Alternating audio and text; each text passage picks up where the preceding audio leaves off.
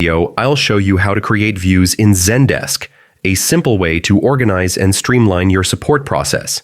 First, head over to the Zendesk homepage and sign in with your email and password.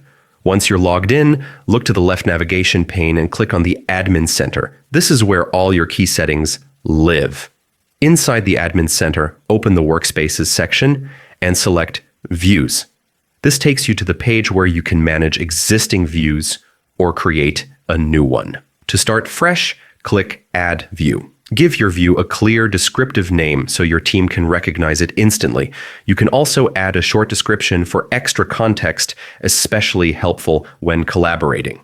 Next, decide who should have access. All agents, a specific group, or just yourself. Then define the conditions that control what data shows up, for example, filtering by ticket status, priority, or custom fields. Once everything is set, click Save, and that's it. Your new view is ready to go. Creating views in Zendesk is quick, flexible, and a great way to keep your support workflow organized. Thanks for watching.